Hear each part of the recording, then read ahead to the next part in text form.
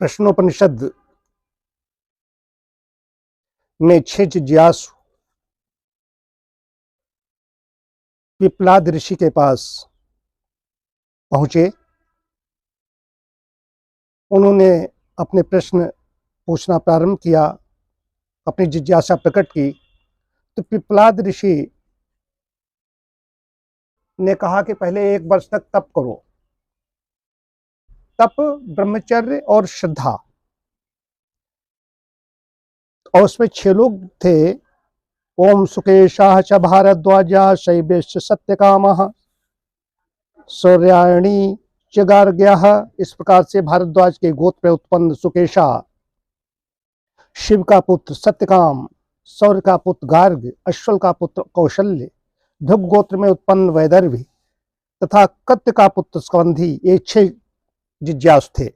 उन्होंने ये तो समझ लिया था कि संसार में अंतिम सत्ता ब्रह्म ही है, अर्थात वे ब्रह्म पर थे। इसीलिए उनकी ब्रह्म में निष्ठा थी, उसे पाने की उत्कंठा थी, अर्थात वे ब्रह्मनिष्ठ भी थे। परंतु अभी उनके हृदय में कुछ शंकाएं थीं। वे हाथ में समिधा लेकर ब्रह्म की खोज में प्रसिद्ध आचार्य पिप्लाद के पास पहुंचे। समिधा लेकर के पहुंचे, समितपाण होकर पहुंचे। समिधा लेने का मतलब क्या है? यही समिधा लेकर के, समिधा में अग्नि होती है, अग्नि को प्रज्वलित किया। खाली अग्नि कैसे जलेगी? उसको कुछ चाहिए। तो समिधाएं जब जलती हैं तो अग्नि प्रकट होती है, प्रज्वलित होती है। उससे क्या होता है? प्रकाश होता है। अग्नि से प्रकाश होता है। उसी प्रकार अग्नि जैसे प्रकाश देती है। तो आचार्य के पास जब गए, जैसे माँ अपने बच्चे को गर्भ में 9 महीने तक रखती है, वैसे आचार्य कई वर्षों तक अपने सानिध्य में रखता है, तब वो विद्वान बन करके आता है। तो उसमें आचार्य के पास समितपाण होकर के जाना चाहिए। इसमें कहा गया है समितपाण होकर के गए हैं कि आचार्य उसमें हम ताकि हमारे अंदर प्रकाश उत्पन्न हो जाए, ये है भाव।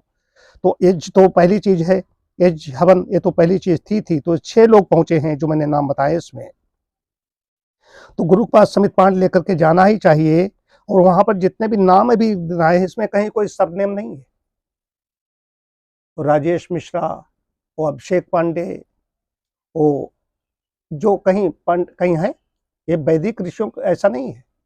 वशिष्ठ के आगे मिश्रा लगा दो, अच्छे लगेंगे। महर्षि वशिष्ठ के आगे लिख दो वाजपेयी वशिष्ठ पांडे, वशिष्ठ मिश्रा, अच्छा लगेगा। महर्षि वशिष्ठ, महर्षि विश्वामित्र उस क्षत्रिय थे, उनके आगे विश्वामित्र सिंह लिख दो, अच्छा लगेगा।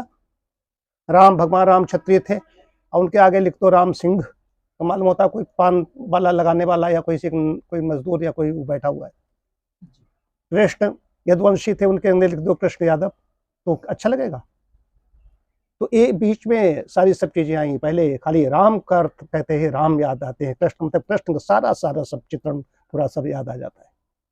ऐसे लिख दो। उसमें जितने सब नाम मतांतर सब जातियों में भी झगड़े, वाजपेयी, पांडे, मिश्रा, दुबे, चौबे, उनमें भी झगड़े, वो बड़े वो छोटे।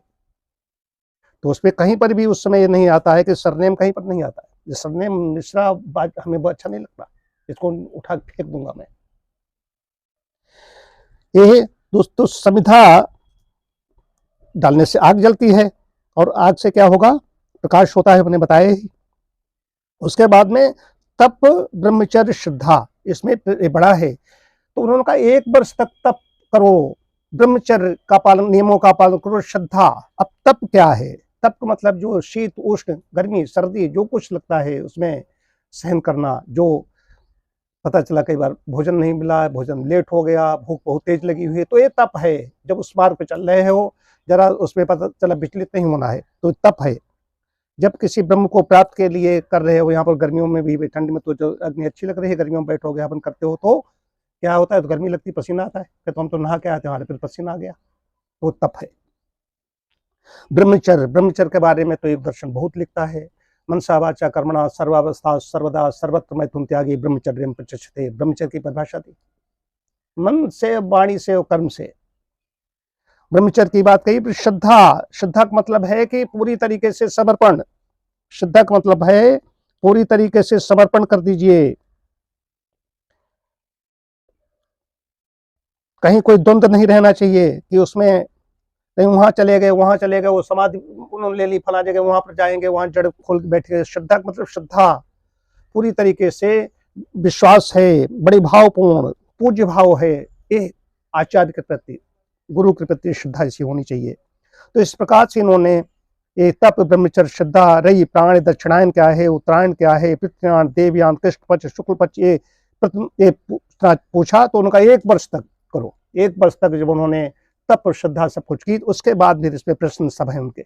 ये प्रश्नोपनिषद इसलिए बना, फिर उनके सबके 6 प्रश्न किए, उनका शंका समाधान आचार्य जो महर्षि पिपलाद है उन्होंने किया। सबका समाधान करने के बाद में, उसके बाद में वो अंत में सबको नमस्कार करते हैं कि हमें जो मिलना चाहिए था वो हमारे आचार्य ने, हमारे गुरु ने हमें दिया।